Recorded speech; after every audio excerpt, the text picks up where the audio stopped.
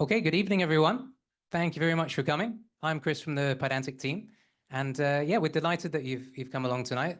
This was a very oversubscribed event, so apologies to any colleagues of yours who weren't able to make it tonight. We're videoing this and we're going to send it out to people who couldn't make it tonight. So you can let them know that if they couldn't come along. We've got a really exciting series of 4 lightning talks tonight. I'm going to introduce each one as they come along, but they're going to be excellent. Important stuff to know is that there'll be a brief Q&A after each talk. Each talk will be about 15 minutes long, but we're going to keep the Q&A to like 2-3 questions, so pretty brief. We're really thankful to Atomico for letting us host the event here in this great space, as you can see. So before we begin the talks, I'm just going to hand over to Marta from Atomico to give us a few words from Atomico. Thank you, and so great to see everyone tonight. Welcome to Atomico HQ. Just wanted to say a few brief words on actually who we are, in case that might be interesting for some of you. So Atomico, we're one of the largest and oldest pan-European VC funds. We've been around since 2006 and started by Niklas Zenström, the founder and CEO of Skype, who's still our CEO and at the helm of the firm. We invest across multiple stages, so from seed to pre-IPO with a check size between $2 and $50 million, and have a platform team that supports our portfolio companies in any stage of growth. So in case you're a founder or maybe thinking of becoming one, feel free to ping me or find me later. I'm Marta at atomico.com. Very nice to have you all, and enjoy the evening. Back to you. Great, thank you. Okay, I'm very pleased to introduce Jason Liu. Jason is a machine learning engineer, independent consultant, and angel investor. And after working at top tech companies, he now teaches organizations to approach AI more scientifically, focusing on measurement, rapid iteration, and meaningful outcomes. He created Instructor, a Python library for structured outputs from LLMs, and that's got over 1 million monthly downloads, and that inspired OpenAI's structured output feature. Jason has consulted for companies like Zapier and HubSpot, whilst also developing educational content, including his popular RAG course, which I can personally attest is excellent. So without further ado, over to you, Jason. Can you hear me, guys? There we are. Testing. All right, cool. Yeah, thanks everyone for coming. Let me just jump into some slides. Basically, this is kind of a condensed version of some of the stuff that I teach a lot of different companies. And in particular, my goal today is really to help you think about how to look at data using techniques like clustering.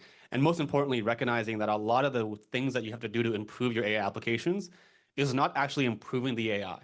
Once you look at data, I'll give a bunch of examples of how things really improve and how things work in the real world. And a lot of times it's about the inventory and the capabilities of what you do versus the AI itself. And ideally, I can sort of share a little bit about how Logfire can help you measure things, and then you can eventually turn them into tools and expose them to MCP, and we'll see if they can connect together. So yeah, not everyone might know me. My background is mostly actually in like mathematical physics and computational mathematics. My time at Meta was mostly spent doing things like content analysis for cybercrime, and so I basically started working on like RAG applications to figure out where like the worst things on the internet were. That was in like 2016. For the most of my career, I actually worked at a company called Stitch Fix, where I worked on things like recommendation systems, like observability, unironically, and also looking at things like generative AI for images and text to do better search. And I managed things like data curation teams and a lot of search products. And so when I started doing my own consulting, I kind of lucked out because this thing called RAG came out, and I basically felt like I was pretty comfortable claiming, 5 years of experience doing RAG. And since then, I've worked on a bunch of different companies. I created a library called Instructor, well known for this talk called Pydantic is all you need. And if you see me on Twitter, I'm just kind of spending some time over there. And the reason I've been doing this is actually because I had a hand injury in 2022, and so I really couldn't code anymore. And so a lot of my time now is just yapping, but I would rather be coding as well. And yeah, a lot of my time was spent figuring out how vision can help us make money in 2017, and now it's about how I can help you make money with text. And these are just some of the companies I've worked with, and these are some of the companies I've trained. It's been really fun to basically try to be right and hopefully save you guys time by sort of being able to share a lot of what I've learned. And so the goal of this talk really is to understand, what does it mean to systematically improve RAG applications? I think most people think of RAG as just retrieval, augmented generation. But really what happens is it's really just an LLM wrapping a recommendation system. And recommendation systems have multiple retrieval tools, right? You know, we might have different tools to understanding like inventory within certain warehouses, scoring different functions, understanding like margins of pricing or something like that, you know, filtering on preferences. So ultimately, a real production application looks like a recommendation system. And this is the general flywheel on how we think about improving these things. I'm not going to jump over everything, so you're welcome to take a picture, you know, DM me on Twitter later. But the general idea is you want to think about synthetic data, having very fast evaluations, clustering, and basically being able to double down on the things that matter and trying to say no to the work that is really hard to figure out. And you know, modern RAG effectively is just having a portfolio of tools, right? It's not actually just doing a single API call to search and then hoping the AI works. You know, deep research effectively is a RAG application, search is an application, you know, and I think a lot of the most economically valuable forms of GenAI like Claude, Code, and Cursor, it's basically a RAG application, right? Some of the really big performance improvements Cursor has made is really actually using embeddings to figure out like where your cursor should jump into for the next tab action. And my goal today is to teach you about how to look at your data. So if you come up with an example from marketing, right, you can imagine you run a marketing campaign and you find out that there was an 80% boost in sales or an 80% downturn in sales. Right? It's never really just the case that you have to make your marketing better in the same way that you don't just be told that you got to make the AI better. Right? What actually happens in practice, you'll do some data analysis and maybe you can come back and say, hey, Jason, I think 60% of all the increase in revenue came from the 30 to 45-year-old women in the Midwest, right? We should do something about that. Maybe we can invest in that audience. Maybe we can figure out where that audience comes from. Maybe you learn that 10% of the audience is producing like 60% of the returns, and maybe 40% of the audience producing 10% of the returns. If you have this information, you can do a lot better with your marketing campaign. And this is the same thing when it comes to improving AI applications. A lot of it is understanding what people are asking, what they're asking for, and who's asking. And once you figure out these different segments, the expected value or the ROI of your application is effectively this very simple equation. It's the impact times the number of queries times our probability that the query is successful. And you can think of that as maybe better citations, better quality in generation, the relevancy is going to matter. Maybe it's going to be a proxy of how you measure success. And what's going to happen is if you can do any kind of offline analysis or online analysis of these segments, whether it's impact, the volume, or the success, you're going to have a really easy time understanding how to prioritize the work, right? And the real challenge is going to be understanding things like how do we do user research to figure out what's useful? How do we measure this probability of success? And can we, in some ways, control this query volume? If we have queries that we can't do very well, we should probably do something about that. And if there are things that are doing very well, but low volume, maybe we can do something about that as well. And generally, if we can have good user feedback, maybe it's a thumbs up button or a thumbs down button, again, we can figure out what is the problem. Like one simple thing that we've done at Zapier, for example, is just changing the copy as well, right? As long as you're asking very specific questions on what you want to measure, you're going to get the thing you want. If you have copy that says like, how did we do? Maybe it's slow. Maybe the language is incorrect. Maybe it's something else. It's going to be really hard to understand what you're trying to do. But if you ask the question, did we answer your question? That's going to be much more correlated with business outcomes. And your goal is to measure this across many segments.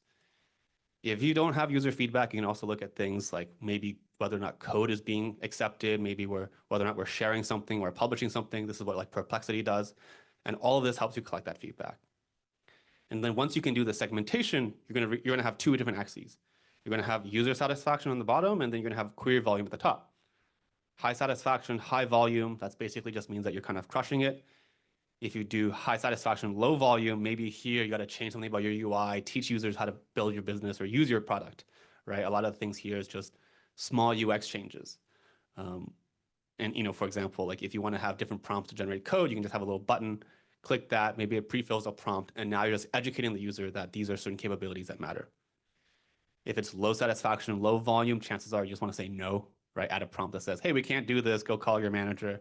And this is going to save us a lot of pain. And obviously, there's going to be something that is going to be the lowest performance system. And that's basically how you prioritize.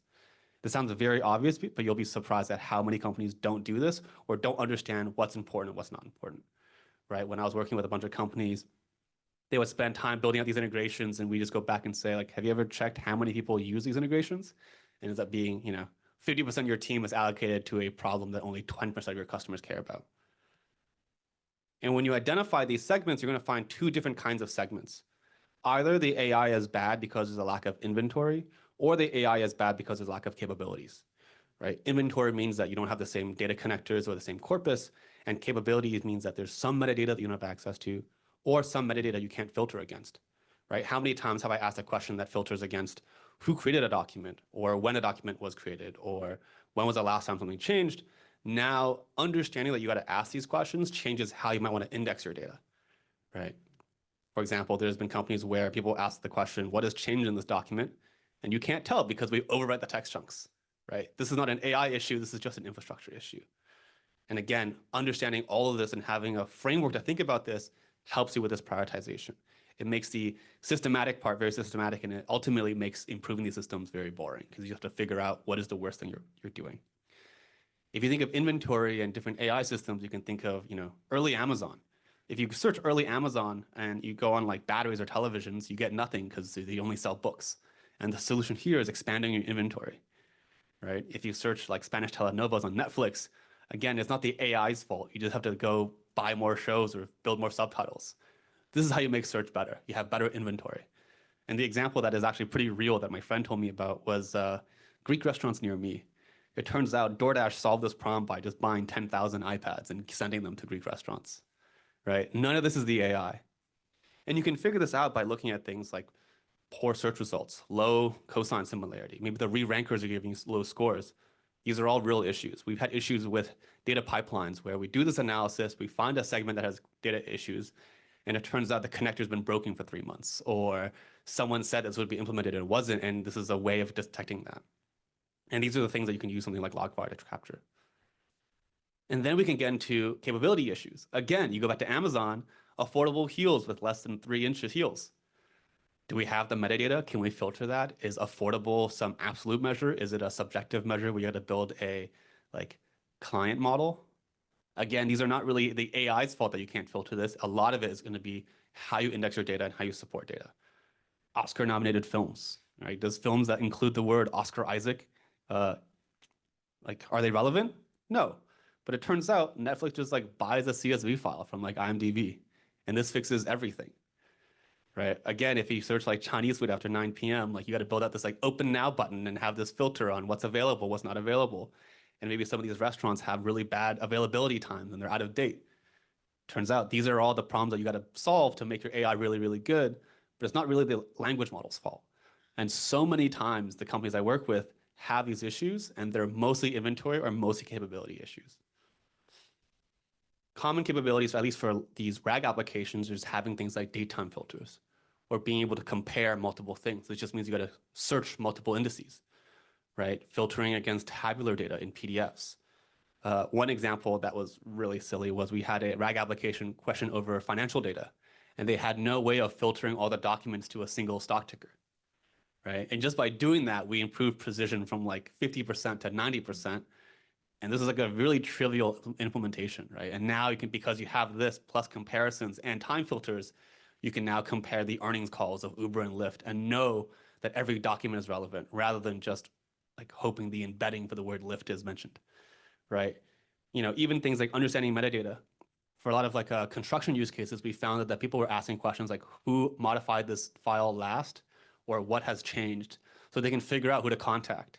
And most of the information was actually about reading a document, knowing who to call afterwards, right? And that's inventory and its capabilities. That's basically looking at the modified date, mapping that to a contact information, and then showing someone a phone number. And actually being able to call someone was the economically valuable work. And again, many of this is actually being solved by things like query routing, introducing new tools, extracting metadata. And sometimes a lot of the solutions are just using long context, right? You can use search and have all these filters to find the right document and then just throw everything into long context. RAG isn't dead, but long context is going to be here. It's going to be very useful. And then lastly, just thinking about generation prompts too. If you know what kind of questions are coming in, or you know what kind of use cases are really important based on the context, you can even change your generation prompts, right? Or even to dynamically create UI. If you know it's about contacting people, you just render the contact card, right? And Anthropic does this a bunch. In this example, they do this kind of data analysis over the conversations compared to the US Census or something like that. And you can see, okay, well, clearly if they build a coding agent and this is overrepresented in the computer science department, a coding agent is going to crush. It's going to do very, very well. I don't know why they would do transportation and materials moving, but generally there's some ideas here. And actually 4 hours ago, they just came out with this article on how they did data analysis for the education product. They were able to figure out that most of the problem solvings were about outputs versus problem solving and whether or not we can identify that, people are using Anthropic to cheat or something like that. And they did this, and then a week later, they announced the education product, right? This is the analysis they did ahead of a product launch. This is an example of a real kind of classification I did for a customer where we're trying to figure out what was going on. And it turns out that many of the questions people asked about was about quantifying time spent. And we just weren't able to do that based on the way that we had processed information. So then we just made a SQLite database. 2 days later, we can answer questions like this, right? Sometimes the answer is a file. If the answer is a file, maybe we should let them click the file and open it, right? If it's a time filter, maybe we should also just render a calendar date so we can just have them edit it versus try to prompt again. None of this is the AI's fault. You just got to build good software. And if you want to think about what to cluster, what to classify, you can do a lot of different things, right? You can look at the summaries of the entire conversation. You could have embeddings and cluster the questions people are asking if you're building a search bar. You can even do data analysis on the chunks that are being retrieved or the question types or filters and all this good stuff. But all of this is going to allow you to motivate a lot of the research and the investments you're going to make when you build these products, right? You can always just talk to customers, but if you have a million conversations, this is something that you can process in a couple of days rather than doing weeks of user research. And then once you identify these clusters and identify these topics, then you can go talk to your customers and figure out what is the valuable work to be done. With a client, one of the things we realized was just if we could identify whether or not contracts were signed before they were due next week, we could prevent like $60,000 delays. And this is like 30 lines of code. We did this and we get like thank you emails like every week, right? I mean, they're saving more money than they're paying me, so it's definitely worth it. If you want to think about things like topic modeling, you can check out a library called BERT Topic. This is kind of what I use for a lot of this work. And if you want to see an application of this, check out Anthropic's paper on Clio, privacy-preserving insights into real-world AI use. And if you do all this, you can kind of motivate how you think about tools, right? Like RAG is not just some semantic search tool that you can call that will solve everything. And in most times, agents require a portfolio of tools. Like even here, just recognizing that sometimes being explicit in presenting the grep tool is much more useful than just presenting it the command line tool. It turns out if you give it grep, it's going to use grep more often, and you're going to have better tool selection. And the reason this matters is because if you think about the probability of finding something, it's just these two things multiplied by each other. Probability that you find the correct thing given the right tool, and the probability you find the right tool. And turns out you can measure these two individual numbers very easily. And you just work on the one that's lower. Like that's how simple it should feel like, right? This is when you know that you're doing the right thing. And if you think about the product as a whole, it's these three numbers you got to measure, right? The probability of success is basically whether or not you choose the right tool, whether you use the right tool given the query, and whether or not you give a right query. And the query is this like nebulous UI education product thing. Probability of success is basically going to be your business, right? Selecting the right tool, that's basically going to be your retrieval evals. And then the probability of right tool given the query, this is basically how good your router is. And both the retrieval process and the router process is a very simple binary task that's very easy to evaluate, right? You can evaluate thousands of these in under a second. They don't cost anything. And no one's going to be doing this like end-to-end LLM eval and just asking like, wait, why did we spend like $4,000 this weekend, right? And all of this can just be segmented by inventory and capabilities. And that's basically it, right? The goal here is really understanding how to measure success and prioritizing the highest ROI work. And that's it. If you want to talk to me, you can just sign up here, send me an email, or just DM me on Slack. Thank you.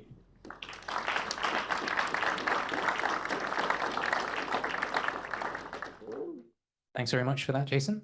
Any questions? What's up? So you've built a RAG system. It's pretty vanilla out of the box. What do you do first to try and improve it? Like to have like a feeling of great. You build the evals first. Do you lowest hanging fruit generally? So the first thing I would do is just like add some kind of like thumbs up, thumbs down. You're basically gonna get like 1% acceptance rate, but that's something.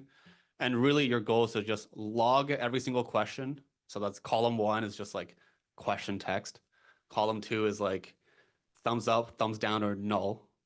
And that's basically enough data to understand what's going on. Like if you just look at every example, because you have 1,000 questions, generally you're gonna just realize something feels weird. Like we did this with somebody, we just realized like, hey, we went viral in China. Half the questions are in Chinese. I didn't realize that. Okay, we should go figure this out.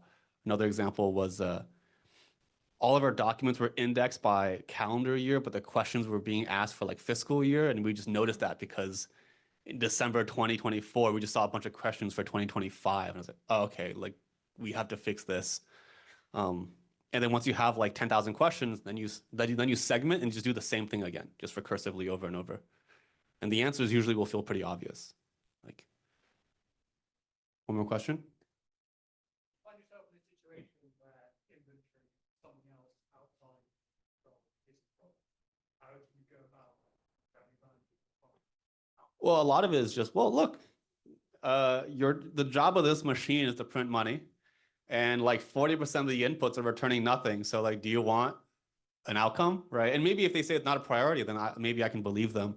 But I think because I'm coming at from the perspective of a consultant, a lot of it is just going like, hey, like 40% of your questions are like asking people's schedules, and we don't have that data. So we can either say, let's say we can't do it, and kind of like annoy 40% of the inputs. I mean, maybe that's okay. Maybe this is just an education thing. Or if you care about your customers, this is clearly something to work on, right? Because if it came out to be 4%, I would tell you not to worry about it, but it's 40. And you can make this decision of whether or not you want to like have better customer satisfaction. But 40% is a lot. We should do something. And that is the reason we do this, because we have those numbers, right? It's like 40% has a 10% success rate. Your choice. It's not really subjective anymore. All right, I think we're going to stop the Q&A now. Feel free to catch up with Jason later on after the talks. Let's hear it again. Thanks very much, Jason.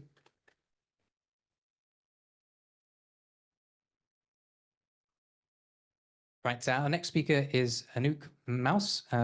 Anouk is a solutions engineer at OpenAI, where she works on some of the largest enterprises across Europe to help them adopt and integrate AI into their workflows. She previously led customer engagement and engineering teams at Google Cloud and has a background in data analytics and AI. Having lived and worked in London, Amsterdam, and Hong Kong, she brings grounded experience in making AI useful across different industries and cultures. I think we're just finishing up the setup, and then we'll be ready to make a start. Thank you. Excellent. So thank you for your time. Delighted to be here and speak to you a little bit about something that we at OpenAI recently launched, the Agent SDK. I'm Anouk Muis, solutions engineer at OpenAI. Usually work with our enterprises, as you heard. And before we kick off, I want to take a little look back at where we were a year ago. So I think 2024, this time of year, we were very much all figuring out how we could best prompt engineer and how could we get most out of our models.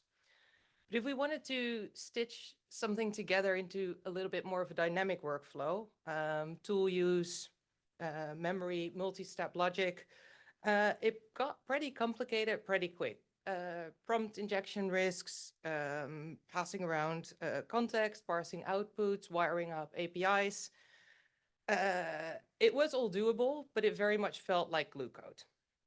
Fast forward to 2025, I think we're moving to a much more modular environment. We have a lot of tools for orchestration. The Agents SDK, which I'll talk about today, is one of those. And it really helps you sort of, it starts to feel as a developer like we're working with building blocks rather than duct tape, which is fantastic. And I think adding an MCP, which we'll hear more about later today, is really going to add to that and allowing us to sort of work from registries that we have there. Taking a step back, why do agentic workflows matter? I think real-world problems when we were sort of doing that prompt engineering, when we were doing those sort of prompt engineering questions, real world problems are never single step. It's never when someone wants to book something, when you have a customer support request coming in, whatever you're building, real life situations are context dependent. They require statefulness. They need memory. And you need to sort of turn the next step based on that intermediate outcome that we're finding. And why is that hard? Because we're stitching together planning loops. We were writing tools by hand, I think, for a long time. There was a lot of manual work there. And I don't know if any of you have been debugging enormous sort of spaghetti JSON prompt flows, but it's not a fun thing to be working on. And when you do get issues or you do want to iterate and optimize, you're basically stuck. There's no way to deal with traceability easily. This is, I think, where tools like the Agents SDK that I want to show you today really help. It allows you to simply have Python functions that you can decorate with a function tool. It deals with all that orchestration for you. And I think one of the most exciting things, for me at least, is that you can have that tracing and debugging in a very elegant UI. It also deals with multi-agent handoffs, and we'll talk in a moment about why multi-agent is so important. And I think one of the things that I'm excited about today is the full native integration with MCP. So what exactly did we launch? Just under a month ago, we launched a new tool set for building agents. And the agents platform really is a set of different components that work seamlessly together, but are also modular. So you can sort of pick and choose whatever works for your development flow. And it's all built on the runtime environment's really the responses API, which is a multi-step stateful API that allows you, that's wrapped into the Agents SDK. And that Agents SDK, as I mentioned, has a lot of elegant tracing UI and platform around it, but it also comes with 3 built-in tools. And 3 tools doesn't sound like a lot, but I think they're quite powerful one. The first one is web search, so sort of allowing, you might have a fantastic RAG solution, but you also want that up-to-date information. So it allows your products and your customers to work with their data, which we get to through file search. That can be like their CRMs, like whatever legacy systems there are, and mix that with the latest information. And then the last thing that's coming built in is a computer using agents. And I don't know if any of you have worked with with Operator. I see show of hands. That's not a lot. So let me show you a little example of what Operator looks like. So Operator is effectively a way of, rather than plugging into any other systems through an AI, it's using your computer like a human would. So this is the interface, looks a lot like a ChatGPT interface. And what I asked it is, can you find some popular open source MCP tools on GitHub? And then summarize the key setup and installation instructions and capabilities, and created them in a new doc called MCP tool cheat sheet.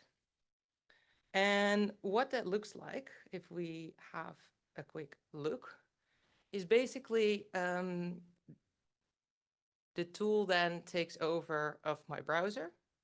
So let's quickly play that. I'm doing nothing here.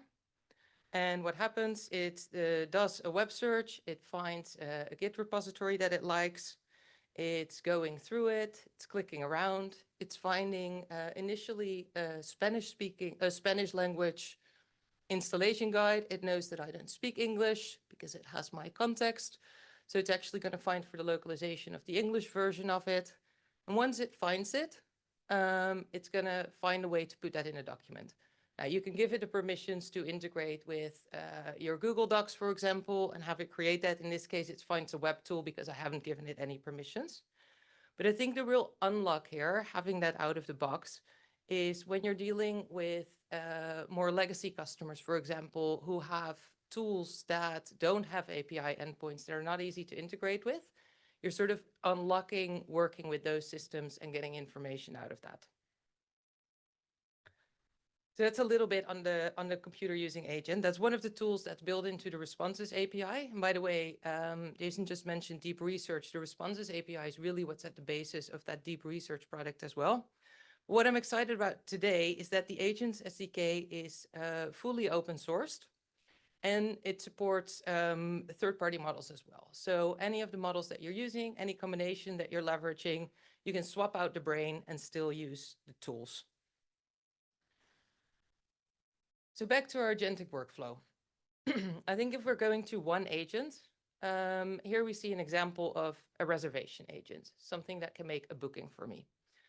It starts with a user input, usually voice or text, goes to the agent, and that has the model and its routine.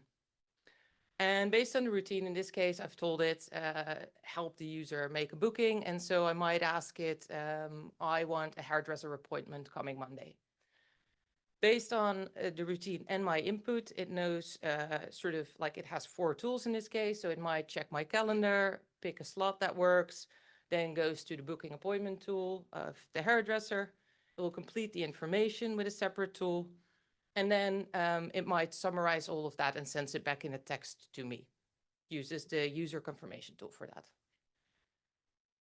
Pretty straightforward so far. I think where this sometimes falls down is that we can be tempted to give one agent way too many tools. And when we do that, you get problems like prompt overflow. Your system, like the behavior, often comes a bit erratic or at least less predictable. And so the way to scale this is through a network of agents. So the input still looks the same, voice or text coming in, we have the model, but now the first routine sits with a triage agent.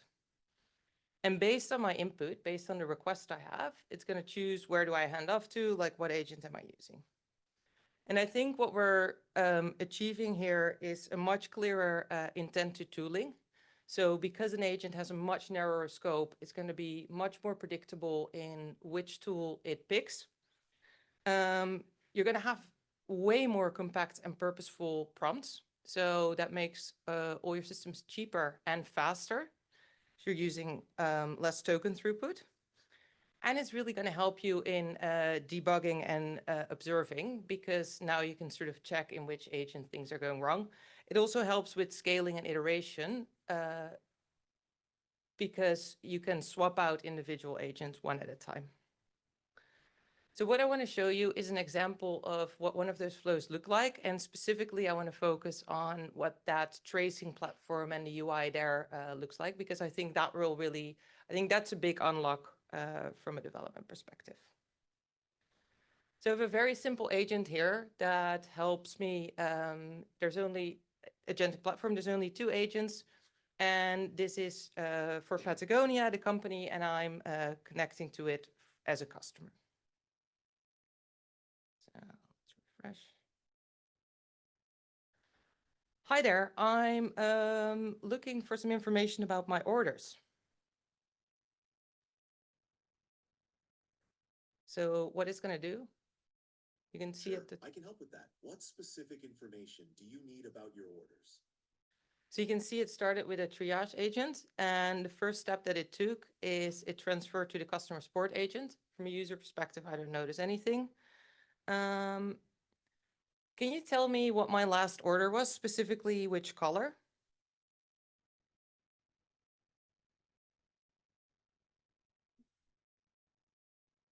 Je laatste order was op 9 februari 2024. En dat was een paar Patagonia shorts in olijfgroen. Heb je nog andere vragen over je bestellingen? This is the ultimate insult when you have English as a second language. It's switching to my native language now, but I'll translate. It's basically telling me that my last order was on February 9th, and it was a pair of green shorts, olive green. Do I have other questions?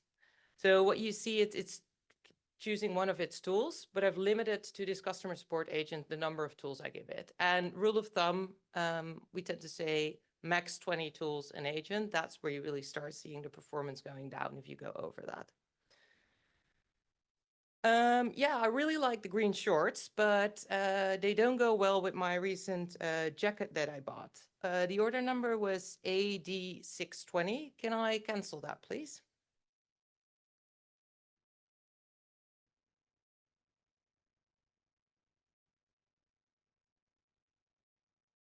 I've successfully canceled your order for the green rain jacket. Order number AD620. Let me know if there's anything else you need. Well, that's a double win. First of all, it processed my refund, and second of all, it spoke English to me again. So that's a pretty straightforward interaction, I think. But you can see it supports voice natively. It's worked through this. But the cool thing is now the traces platform that I want to show you. So this comes out of the box with the Agents SDK. And if I now look at my traces, this is sort of all the interactions I've had today. And this is the last conversation we had. And what this gives me is a visual step-by-step guide of what went on in this conversation. So I can see that I'm landing at the triage agent. I can see all the details here. I can see that it's handing off to the support agent. But if I look at what's posted, I even actually have the snippets here. Sure, I can help with that. So I can listen back to what the agent did. I can listen back to what the user said. I have the transcriptions of that. I see all the handoffs. So I think that's where the real unlock comes of scaling faster and iterating. So in short, what the Agent SDK gives you is a super simple and lightweight way to create those multi-agent workflows in any situation. It has that tracing built in, and I think most importantly, it allows you for optimization faster. From an observer, yeah, you can, again, this works out of the box with the SDK and on any model. So you can, whatever models you're using today, you can leverage this on. And I think what's exciting for what we'll hear after this, it fully allows integration with MCP servers. It can connect that local or remote, zero manual wiring required. And you can also call the list tools to basically get your agents to discover whatever new tools are published in the MCP service that you're working with. I think the last thing that's important to mention is this is not just experimentation at this point. We have many customers that are already using that Agents SDK in production. Lumina is one that are working with a lot of legacy legal customers, for example. There, the computer use agent that we spoke about is really important because they have a lot of those legacy systems that you just cannot get access to through an API. Coinbase built AgentKit, which lets AI agents connect with crypto wallets, take actions on chain. And Box is using that combination of web search and file search that you get out of the box. So I'd highly recommend it's open source, try out the SDK. If you want the references that I've shared here and the resources, the deck's available at this QR code. So have a look at that, have some questions. Keen to hear if you've already worked with this or not, and if so, would love your feedback. But that's what I wanted to share with you today. Thank you very much. Thank you very much, Anouk, for that excellent talk. We've got time for perhaps 2 questions. I'm going to try and repeat the questions for the recording. But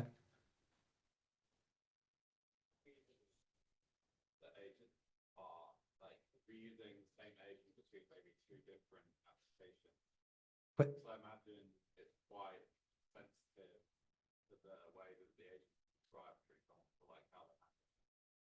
question is about how reusable agents are across 2 different applications. How's the handoff? I think it really depends. I think you do find processes. If I think about a very common like flow that has a lot of agents in workflow that we see a lot day to day is a customer service workflow. Now, if you take a triage agent that basically needs to take the initial customer input and sort of just recognize what other agents do I have in my network, that's often quite reusable. If you have something that is about a very specific part of your customer journey, where you've written that routine to be like very niche tools, it's probably going to be harder.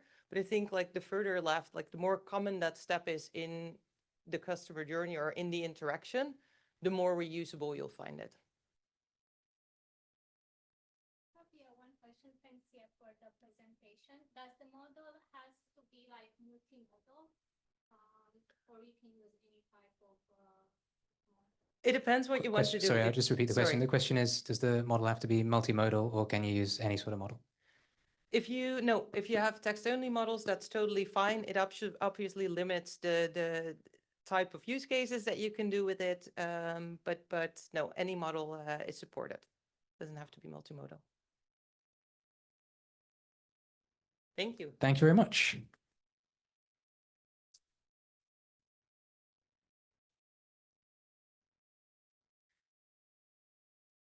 Next, we have Samuel Colvin. Samuel is the creator of the Pydantic data validation library, which is downloaded 300 million times per month. I think most people here are familiar with it. 2 years ago, he founded the Pydantic company, which continues to maintain the Pydantic validation library, and more recently has been building PydanticAI. Been having some good chats with people about that this evening. And PydanticAI is an agent framework which is rapidly gaining popularity. Pydantic is also building Logfire, a comprehensive observability platform that offers both general purpose observability and also specialized capabilities purpose-built for AI applications. Over to you, Samuel. Thank you very much. Yeah, that was a great intro. You've kind of covered the first thing I was going to talk about. I'm going to be really quick tonight because I know we haven't got that much time. But yeah, I'm going to assume that if you've managed to get here and haven't heard of Pydantic, then that's kind of like willful ignorance. So, but obviously the rest of what we're doing in terms of PydanticAI and Logfire, maybe less so. So how many people here have heard of, I'm not going to go through it all, but PydanticAI and or Logfire? Okay, so a fair number, but maybe not so many of you have used it. So I'm gonna start with PydanticAI, although we actually built it more recently. Come the tail end of last year, I in particular was very proud of how widely Pydantic was being used in GenAI. It was obviously used in OpenAI and Anthropic's SDK, Google's SDK, and in all the agent frameworks. I was perhaps less proud of the engineering quality of most of those agent frameworks when I came to try and use them. And so I kind of started this project to see what it would look like to build an agent framework that was production ready, that was type safe, that was properly unit tested. Lots of other things that you would have taken for granted with most popular Python libraries turned out not to be the case with agent frameworks. And so PydanticAI was what came out. And more recently, we've added MCP support. So I'm going to talk through a very brief, very tiny example of an agent here. And obviously, I have the Logfire integration, so I'll show you it running within Logfire. So we have the agent imported from PydanticAI. We're obviously importing Logfire, and we're going to use an MCP server. So MCP can work in two different ways, effectively as a sub-process, which is referred to as standard I/O, or as over HTTP. Here I'm going to run the MCP server as a sub-process, hence why I've imported this data class. And then I'm going to configure Logfire. So I'm going to instrument, I'm going to configure it to use a local environment variable to send data to my project. I'm going to instrument MCP. So that is not specific to PydanticAI. You can use that to instrument any MCP client or server in Python. And I'm obviously going to instrument PydanticAI, our library.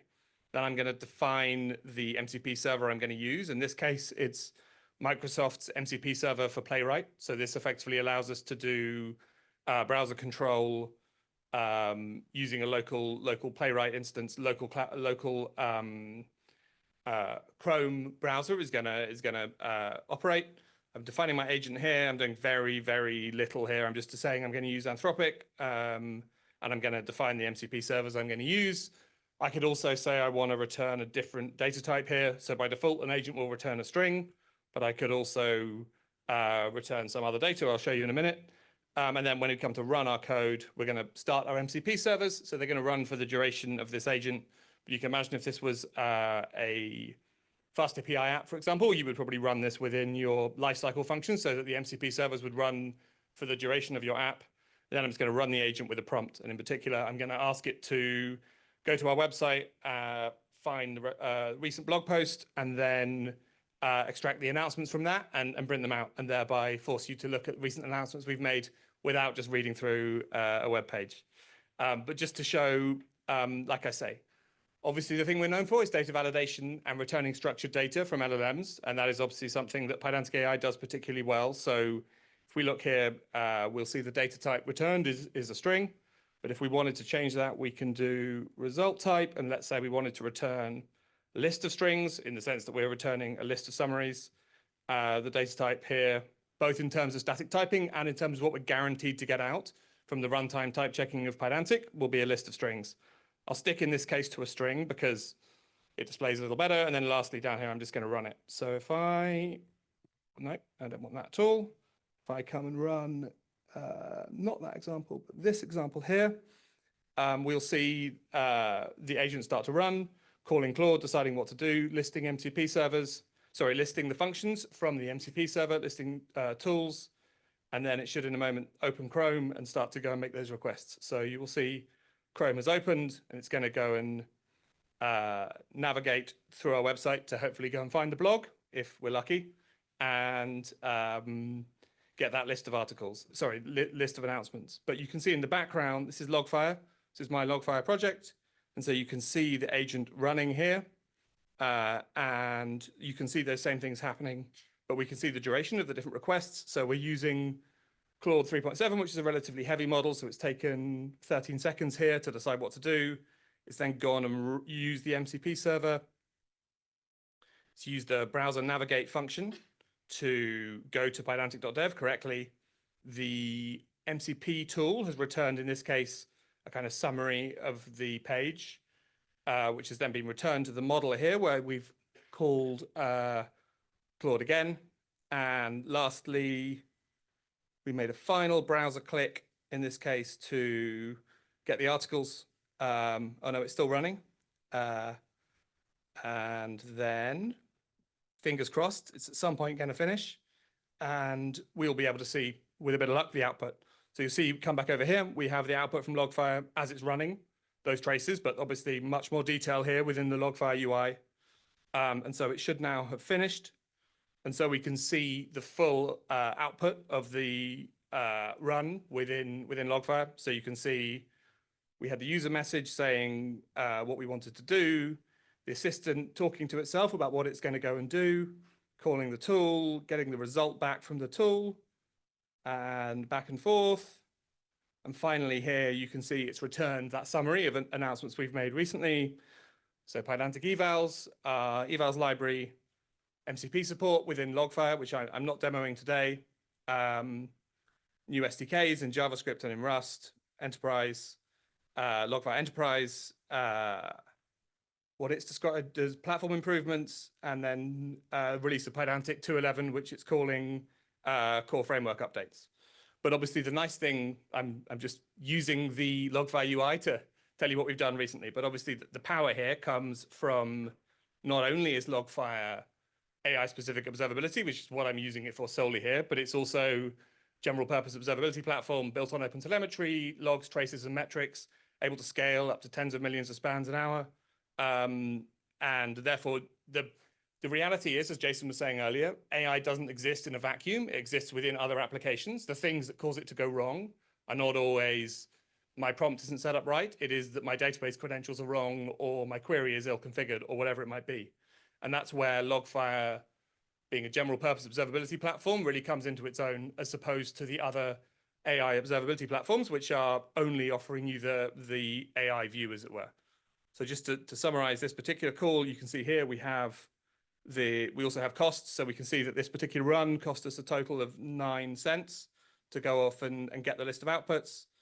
And yeah, just one other thing to say here, we're the tracing here, we're seeing the tool being called by PydanticAI, but this span here, MCP request, where we have the details of the back and forth with the MCP server. This is just our MCP instrumentation. So you can go and use that whether or not you're using PydanticAI. And you'll see when we printed out the output at the end of our run, so we got the same output here. Another key component, sort of following on from what was being said earlier about agents, is that in reality, simple agents like this, where you do effectively a kind of, well, it's not one shot in the sense it's done a lot of back and forth internally, but in your code, a single agent being called is a kind of minority of cases. And in reality, we want more control over exactly what's going to go on. So this code is doing effectively exactly the same thing. We're using the same MCP server. We've got a similar agent. We've given it a system prompt and some MCP servers. The difference here is we're using Pydantic Graph, which is part of PydanticAI, which gives us finite state machine functionality.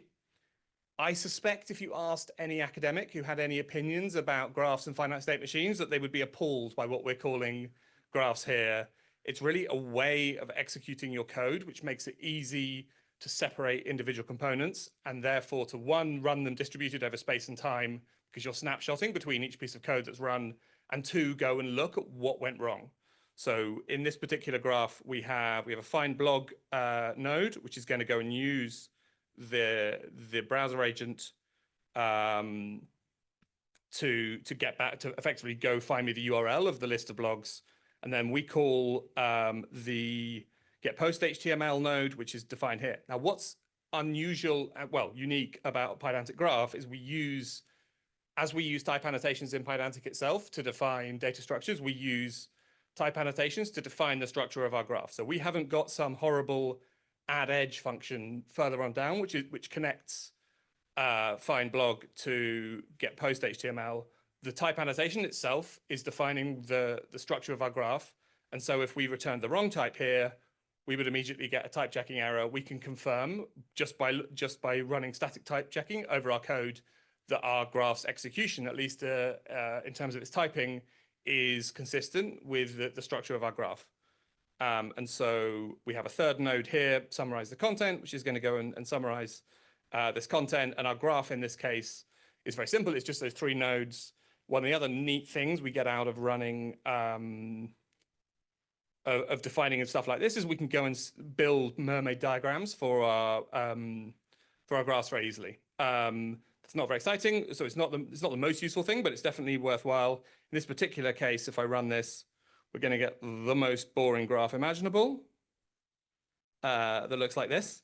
But you imagine that in much more complex situations where you're connecting multiple different agents together, this can be useful. But in particular, if we get rid of that, am I going to be brave enough to run this one? I wrote this while I was waiting for the other talks, so this may go wrong. We may be demonstrating Logfire's capacity to debug and to show exceptions, but we'll try it and see what happens. So we see we're in the first node here. So if we come back over and I close that, and we should have, is it running? It should be over here. Oh, we got the browser opening, and we got that first node, find blog running, and it will go and hopefully find the URL. The powerful thing about separating out our tasks like this is that if we have an error, we can go and look at where it was and try and improve that particular bit. Whereas if we have a single shot agent doing something really complicated, if it works, great. If it doesn't work, how do we go about improving it? How do we go about snapshotting it and continuing from a previous point? One of the neat things about graphs is you can, as I say, snapshot between each node execution. So it's a bit like playing a computer game where you can basically load from where you last saved and try the boss again if you got killed. Whereas that's not the case with like general execution. And so you look at the top level, we've run our three nodes and see if it was able to get anything remotely useful out at the bottom. If we look at, okay, so it got given a bunch of HTML and it's done a reasonable job of getting out the same output. How am I doing for time? Have I got one more example or are we pushing it? Okay, I'll do one more quick example. This is another MCP server, an MCP server that we actually maintain within PydanticAI, which allows us to run sandboxed Python code. So it's very often very valuable to be able to ask a model to go and run code rather than do calculations itself, because one, models are like notoriously unreliable at doing calculations, and two, if we have the Python code that is used to do a calculation, we can go back and audit if you get the right result, that it was actually the right calculation. And if you didn't, what it might have done wrong. We can also build coding agents where we basically allow the AI to define the code that is the foundation of the agent. We haven't got all of that built in, but anyway, I'll show you this example quickly. And again, we've built this as an MCP server rather than building it as a tool, particularly for PydanticAI. So you can go and use it whether or not you're using PydanticAI. It's just an MCP server. So we're going to run it with Dino this time rather than NPX because Dino has isolation. Give a bunch of configuration to Dino to tell it how to do the isolation. And then we run our MCP server, run Python code MCP server. And again, we run it in standard IO mode. And we're going to ask it a very simple question in this case. How long will it take to travel? Yada, yada, yada. And we're using, in this case, OpenAI, just to be different. And if we go and run that, this should hopefully be much quicker. And sure enough, it's gone and given us a number out. And that's great, but was it actually right? Let's go and look at what actually happened inside the run. And we see the code that was, where am I seeing? And maybe I'll go in here and I'll show you within the run, the code that we actually ran on the remote MCP server. So we can check that this looks correct, which indeed it does. And therefore we can like validate our output. So that's a very quick whiz through a little bit of what PydanticAI and what Logfire can do. I probably have time for maybe 1 or 2 questions. Yep, let's, thanks very much, Samuel.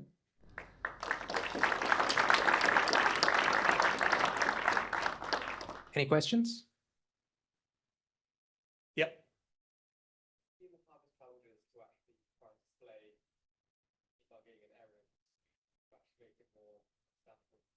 Question is, what have been the hardest challenges to display debugging and errors to users? So we are very keen on using open standards. That's why we've embraced MCP. That's why we've built Logfire on top of OpenTelemetry. That's why we allow you to write SQL to go and query your data, because we think not only does that mean there's less for us to build, but there's less for you to trust us on. As in, if you go and use PydanticAI, you don't need to trust Logfire is going to be around because we're just emitting OpenTelemetry. OpenTelemetry, however, has some limitations. So it won't give you information about a trace until after it has finished. That's because it was designed for an era when it was assuming requests were going to take 200, 300, maybe 400 milliseconds, and they were going to be happening remotely for the most part. You didn't care about seeing what was going on within them, even if there were hundreds of spans within them before they finished. In AI, that's not the case. I showed you a call here that took what, like, I can't remember how long it took, but like 84 seconds. If I'm debugging, it's really useful to go and to be able to see that. So we've basically done some stuff inside OpenTelemetry to send information about a trace as it's going on so that we can display it on screen. So it's been lots of walking the line between using open standards, but abusing them where we have to go and do, to give you the best user experience, if that makes sense. That's a like tiny example, but I can give more later. Got time for one more. You mentioned Logfire being an MCP server as well. Yep. Is there anything missing in using this as your long-term memory for your agent system, or do you think you need to build that as well? Question is, Logfire can also be used as an MCP server. Is there anything missing in using it as our long-term memory? That's not what it's built for. You're right in a sense that ultimately it's just a database that you can go and run SQL against to query your data. Of course, go and try it, but like we're prioritizing building an observability platform that can do analytics. So our use case for that MCP server is much more connect Cursor to, we have demos of this actually working. You connect Cursor to Logfire, you tell Cursor, please fix this bug. It will go and query Logfire with SQL, work out what the exception was, and then go and fix the bug in a way that one of the weird things was we decided to build on top of SQL 2 years ago. I wish that I could claim to have the prescience to be like, SQL will be great because we will have MCP or its equivalent in the future, and this will allow agents to go and like query observability data. I didn't. We were just really lucky. But think 5 or 10 years in the ahead, what's going to be looking at your observability data? Is it going to be engineers, or is it going to be for a great part agents or AI? I suspect it's going to be AI to a great extent. And that's where that SQL view, rather than some kind of ClickOps query builder, is going to be so powerful. All right. Once again, thank you, Samuel. Thank you very much.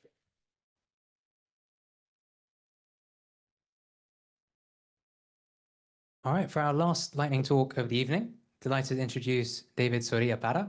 David is a member of technical staff at Anthropic, and he is the co-creator of the Model Context Protocol that we've been talking about a lot this evening. His extensive background in open source includes core contributions to PHP, where he led the official releases of PHP 5.4 and 5.5, as well as significant development on Mercurial.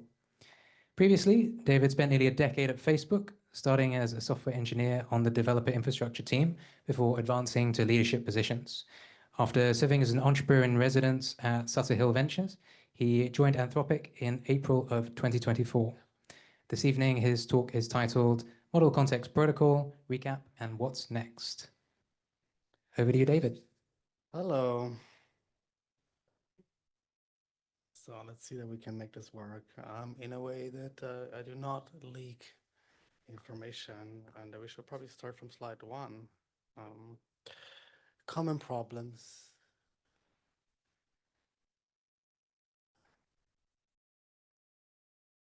Okay, cool. Yeah, I'm David. And I want to talk about my little side project called the Model Context Protocol.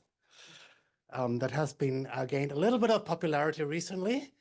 And I'm quite happy that out of this little thing we started not even a year ago has found quite a bit of adoption. But today I do a few things that I didn't know, how much people know about the protocol at first. So I'm going to quickly talk about what is MCP from my perspective, some of the things that I wish people would do a little bit more. I briefly talk about agents in MCP and then talk about really what's next for MCP in a very brief overview. So in the next 2-3 months, and then who knows what's happening in a year from now in AI. And then we have a little bit of a Q&A. I just want to start off by a very typical interaction I had with MCP is that most people look at this and go like, WTF, why would I want this? And then usually like a few days later, they come around and go like, oh, this is quite nice actually. That's been one of the many instances that we have seen actually, funny enough, first internally and now see this externally happening over and over again. But what is MCP? MCP is, first and foremost an open protocol between AI agents or AI applications and tools and data sources. And I want to be very clear here about a few things that I have highlighted. The first part being it's an open protocol. The first part being open, which means that this is truly like something that is released under the MIT license. We can talk about this later, a lot of thought going into potential future governance things around this, but it's something that everybody's free to adopt in any form or shape as you like and use as much as possible. Second is a protocol, and I'll talk about this in a second as to what is the bit about the protocol piece and how it solves what I would consider like an end-to-end challenge. But most importantly, I want to talk about the part that this is actually a protocol not for models, which a lot of people get wrong. They're going to be like, but does this work with the OpenAI models? And of course it does, because it's not a problem, not a protocol between the models, for the models. It's a protocol between the applications themselves and context providers that go beyond just tools, which is the second part I want to talk about. And so what does this mean with the protocol piece is that about a year ago, if you were to go and build an AI application, or if you were trying to solve a specific part of a problem with an LLM, you were usually faced with one of two options. The first one being you either go and build this yourself and probably reinvent another chat application that looks very similar to ChatGPT desktop or Claude desktop, just probably a little bit shittier. Or you were relying on the custom integrations that these tools provided for you without any or very specific opportunities to extend that for yourself. You could use a very unique thing that was existed at the time extensions for Copilot, for example, but they were very unique to that specific thing. And so what you ended up with is for every application you would use, you had to build a custom integration. That's what, like, for N applications, you have to build M integrations, and that's a lot of effort. And this is a very classic problem that you see over and over again.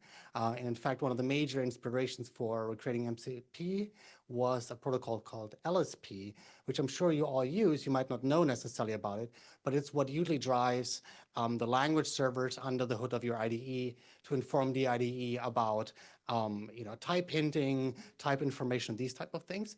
And if you look back in our and have seen the world before these things were around, every IDE had to implement their own integrations for a language. And what it ended up with is that all the IDE integrators had to go and focus a lot of time of implementing things for a language instead of focusing on actually improving the IDE like the IDE itself. And at the same time, every integration for a language was slightly shitty in their own specific way for an IDE.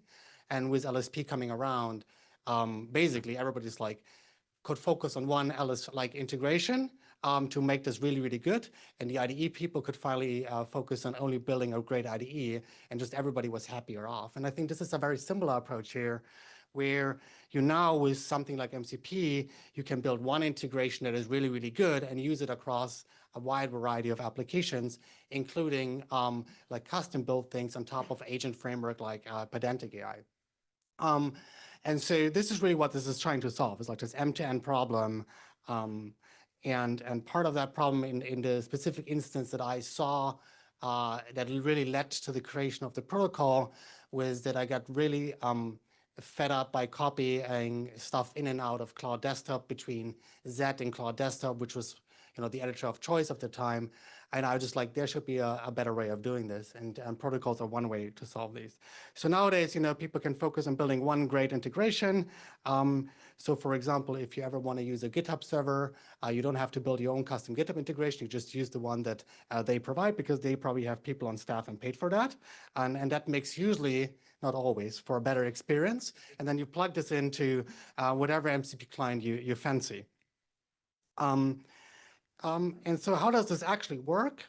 There is what MCP actually is. It's a specification. It's a set of boring text that specify how this MCP client needs to talk to the MCP server, a common language between each other.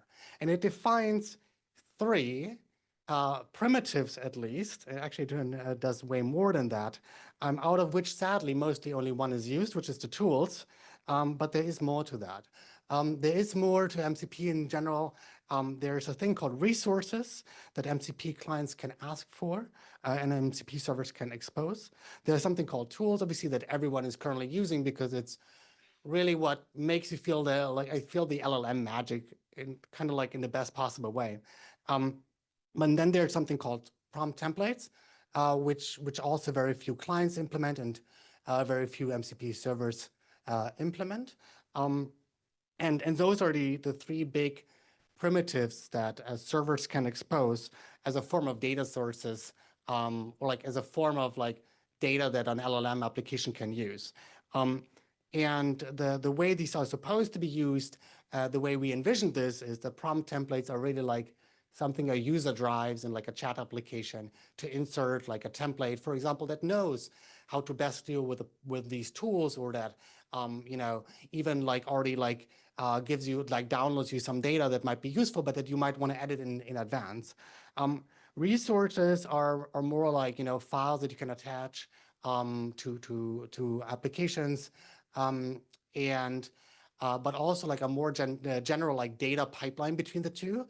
And something I will talk about a bit later that I wish people would do more is use resources as one way to abstract RAG pipeline inputs. And then there's, of course, tools that everybody's using today.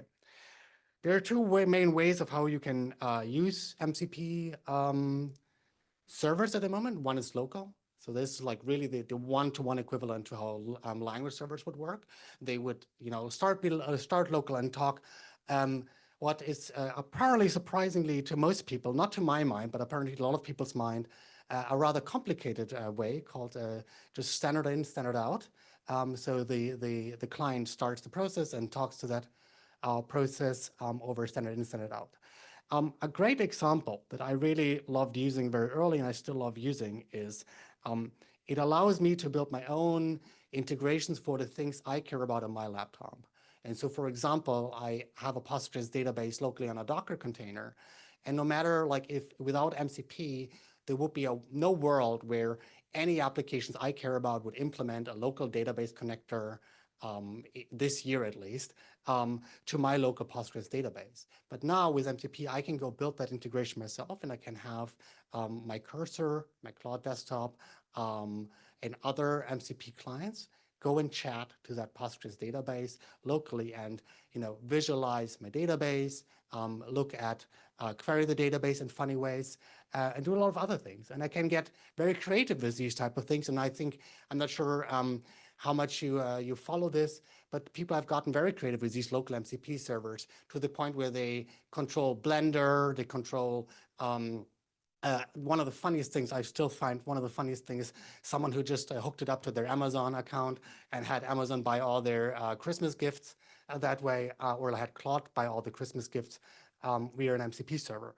And so this enables a lot of like you building for yourself and really making that little bit of magic happen that I feel we saw in these initial tweets of like, I can actually make an LLM do things that I have taught it to do and not have to wait for some company to come around and tell me how it's done right. And I feel that's a lot of the magic that people really see when they see MCP and actually use it.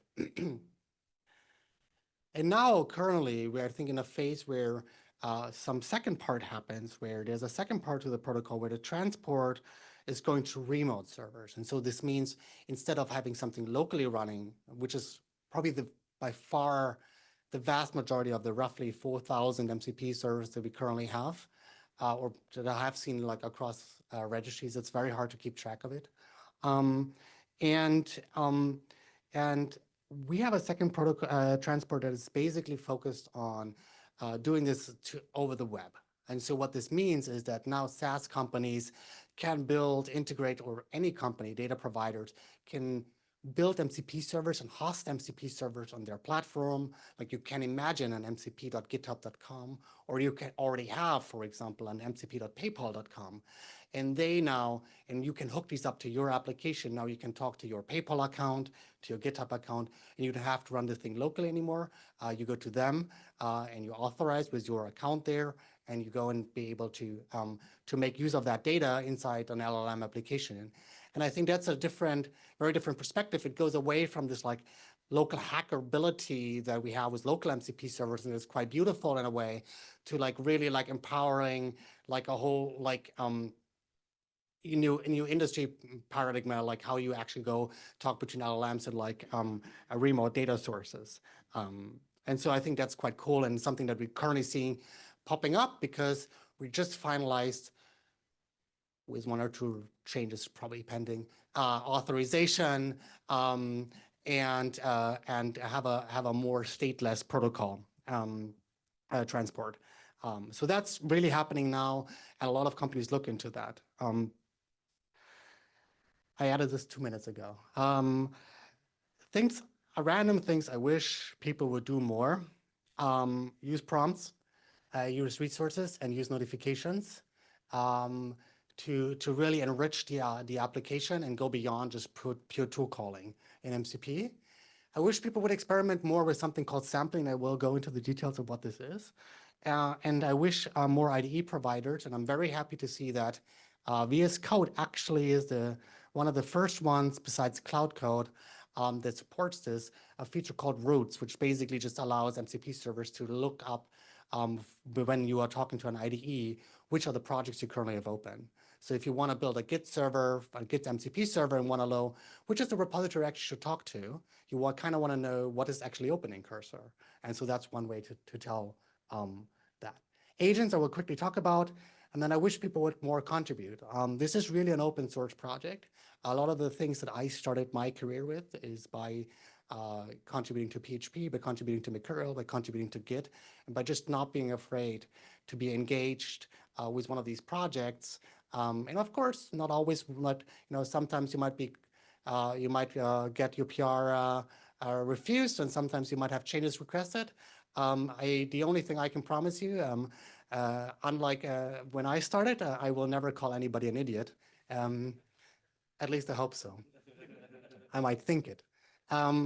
Cool. So let's talk a bit about agents. That's been the talk of the day. So I just want to briefly talk a bit about agents and MCP and something fun you can do. And something fun that I don't know where this leads us, but it's quite an interesting experimentation that we experimented quite early with. And I think that it has a lot of promise, particularly if you combine them with different agent frameworks, such as the OpenAI one or PydanticAI. And that is the idea, like if you take like some sort of like agent systems to a system that like dynamically directs their own process and tool usage, or something like a workflowy thing that where an LLM and tools are orchestrated through a predefined code path. You want to build something along that line, which is how these agents tend to look like. You will require some form of retrieval, you will require some form of tools for an agent, and you will some form of memory in the long run, so make these things somewhat stateful, have some externalities, like things that they can call out to, and have some form of retrieval. And I heard someone sells apparently very good courses on how you do retrieval really well, which I might have to sign up to. And one thing that is very interesting, and this is really the really fun part. If you get nothing out of this, this is the fun bit that I think people do not know much about MCP. So you probably might know a lot about MCP, but this you might not know. There's a little feature called sampling in MCP. And when people look at sampling, they also often go like, what the heck is this and why would I care? But sampling is an interesting bit that we originally built into the protocol for the reason that the protocol should be model independent. So what does this mean? If I'm in Cursor and I have an MCP server running, and that MCP server does something like agentically or like something that is a bit more, required a bit more intelligence, like for example, summarize my Reddit threads, like a very simple example, like summarize something. How do you do this? Because you require an LLM for doing this, but you're on the MCP server side, so you have two options. You either add your Anthropic SDK and require an Anthropic API key so that you can do this call. But now you're in a weird situation because the person in Cursor might use Gemini or might use like an OpenAI model, but suddenly they also need an Anthropic key. So how do you actually abstract this away? And that is what sampling is about. Sampling means that the server can go back to the client. So the MCP server can go ask Cursor, can you actually give me LLM completion for this bit? And the client goes back and uses the current selected model and gives you back the completion. And this is sadly not very widely implemented just yet, but I think it will become quite an interesting foundational piece to agents, and quite interesting to use also in these type of IDE situations. And so with that, then you can do something very fun, because now this whole thing becomes recursive by the fact that you can take an MCP server or build an MCP server that exposes some form of like intelligent workflow, something that's cool you want to do, but itself might use tools from from other MCP servers, and so it implements an MCP client. So you can build these little programs that are both a client and a server. They expose a server upwards to the user and the LLM, and they expose a client so that they can use MCP servers themselves. And now you can chain them indefinitely long, for some definition of indefinite. You then have the interesting property that because the way sampling works, if they're all well-behaved MCP citizens, the last server in the row, when it wants a completion from the LLM provider, it will be passed all the way upwards. And the one that controls the whole inference stack for the inference that's happening, is the user and the LLM. And so you can build these like graphs of like these agentic graphs of MCP client server combinations with some sort of logic in your favorite agentic framework in between, that still is completely model agnostic, and you can just flip the model, right? And that is actually fucking cool if you want to do something like evals, for example, with this, and you can eval different models against this. So this is a really fun little exercise that people don't see, because I don't think, not necessarily everybody has recognized this like recursive pattern that we have deliberately built into the protocol. And of course, this kind of composability and sampling then can be used for these like wider orchestration agents, and you can totally see, you know, an orchestrator, like an orchestrator agent using like something like PydanticAI, and then it like farms out to like your analysis agent, to your coding agent, your research agent. Some of them might be, because we use remote MCP, some of them might be not even on your local machine anymore, and they might be somewhere else in your data center. They might be completely different providers, you know, be it the PayPals, the Cloudflares, whatever it might be. And so I think that's a really fun pattern that you get from this like sampling bit, that I wish more people would do and more people would experiment with. And that I feel in this year that is so much about agents, and people talk about agents, I think will be very, very interesting for people to explore. Yeah, so this is fun. This was like some random bit that very few people have heard about. So I thought it's interesting, no matter how useful it is to you. What's next for MCP? At the moment, there's a few bits I think that are interesting in the MCP land.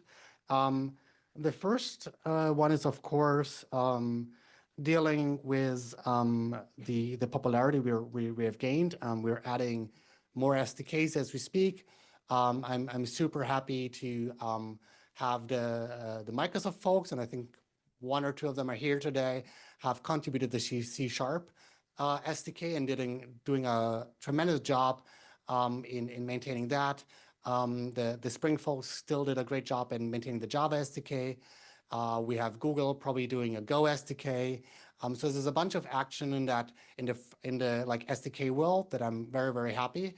The Pydantic folks have done a great job being much better at Python than I am for the Python SDK. So I appreciate that a lot. And so there's a lot of that is like normal ongoing maintenance of the project. But then there are two really big pieces that have come together just about now. The one is this stateless HTTP with optional SSE bit, which was a very valid criticism of the original protocol to make it really hard to scale it up. So for this like remote SaaS world, it's kind of hard to do. And so we have added optional HTTP with SSE. So, you know, the server can be basically pure HTTP, but if it really wants to, it can also open a stream. And that will really enable people to like scale these things significantly better. And the second big piece is the authorization part that we just added.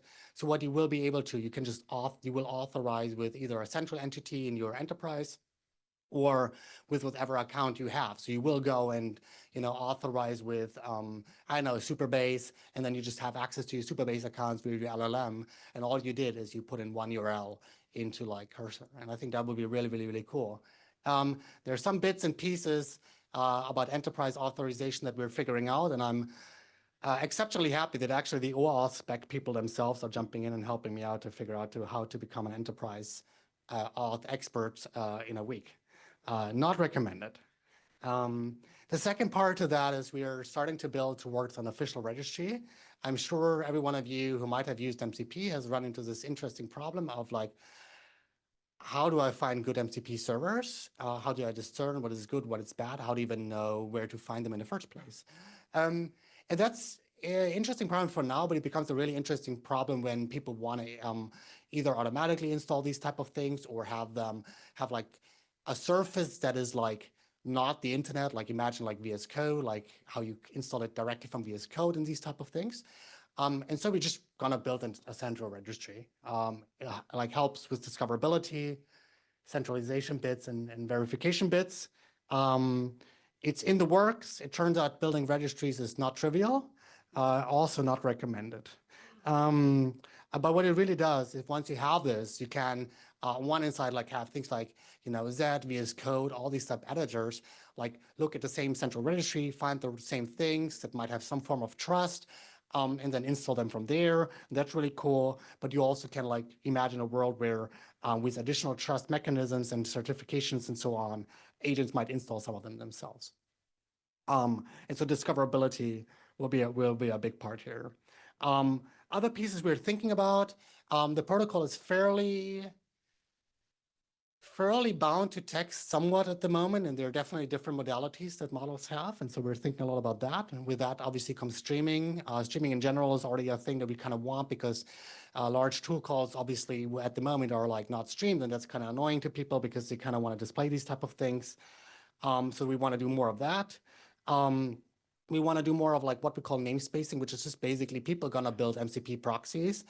And there's a sense of like, how do I maintain the original like hierarchy from the original servers? And for that, I need namespacing so that you don't have the same 5 write file tools in the same namespace, basically.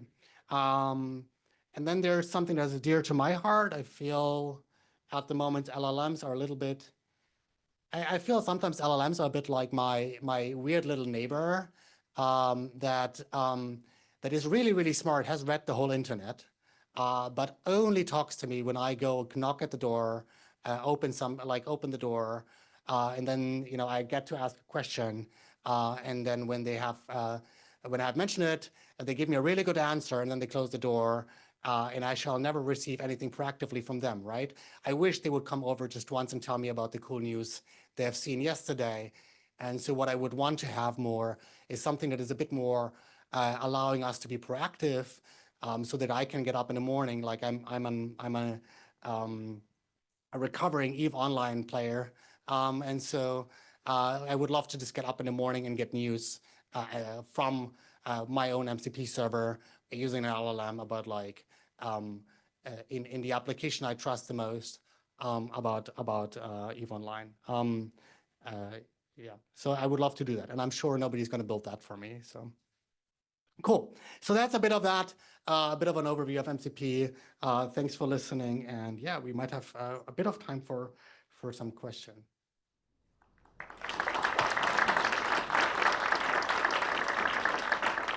Thank you very much, David, for that excellent talk. Lots of food for thought there, I'm sure. We've got time for 2 questions, but then after that, we've still got the space for another half an hour, so you'll have more chances to chat to folks here. So questions? Yeah, sure, go ahead. Hi, David. Thank you for a nice talk. And so I think there's a lot of discussions recently online about the safety for MCP protocol. So I was wondering, besides the specification, the registry, what are you guys working on to like improve the security? That's a very good question. So there's a few aspects to that. So we're currently mostly in the situation where we gather feedback for the most part and look into what are the next steps to take. I think I really I don't want to figure this out by myself. I think there are people, security experts in the world that are better suited than myself to do this. And so I'd love to like figure out how we get a proactive like collaboration and with the security community going to figure out what pieces are needed to secure the bits a little bit more. There's another aspect to that I want to be a bit more clear, and I'm not sure how these things fit in. I feel some of the concerns at the moment, for example, are general concerns that apply to any type of problem and any type of protocol, basically. So, for example, an example is like people that are very worried about like your MCP, local MCP server being able to have malicious intent. Then that's a very classic example of like if you download executable to your computer and starting it, then maybe you're a bit responsible to figuring out if it does not delete your files. But there is more to that, and I think there are bits to like making sure that at least, for example, tools haven't changed in between calls and these type of things that can be done in the protocol, and there are bits that are purely lying outside of the protocol and outside of like a more like supply chain attack kind of problem. And I'm sure there will be plenty of companies who will try to figure that one out. Let's do one more. You, sir? So one question I had particularly links to security, but is observability. So when you mentioned that you can chain many MCP servers together, so they will fail at one point. Yeah. So how do you actually push that? So to the point that you have the Pydantic, so the Logfire earlier. So if you have several in chain and one fails, so how that logs and how that observability is propagated across the chains? That's a good question. How does observability work? The reality is at the moment, the protocol has no offerings around observability, and it's something that, interesting enough, Samuel has brought up very, very early. And I think he's right in that sense that the protocol should probably have a way that is similar to sampling of like basically have like push it upwards to the client, and the client can decide what to do with it. Let's say you have logs already, right? So it's in theory the server can like return logs to the client. We have logs, yeah, logs, but that's like, it's not telemetry, right? Like we have logs at the moment, so you can already, thank you, Samuel, for helping me here. We have logs already, so you can already push logs upwards to the client. But I think for observability, more like open telemetry, I think that we're open to like seeing an RFC in the world. It's something that is given like authorization and streaming and other bits a bit low on my personal list. So I will probably not work on it myself, but this is an open protocol. And I really, really, really just want to encourage people to sit down, write the RFC, and look at the addition, I think, and we're very open to these. And some of the additions to the protocol, like audio modality, for example, we did not add. Some other people like suggested it. And Microsoft currently has a really good RFC towards enterprise authorization changes in the making. And so again, I think something that's worthwhile considering, but something I personally will not work on. All right, I think we're going to leave it there. Please join me in thanking all our speakers from this evening. Jason, thank you. Anouk, thank you. Samuel, thank you. And David, thank you very much.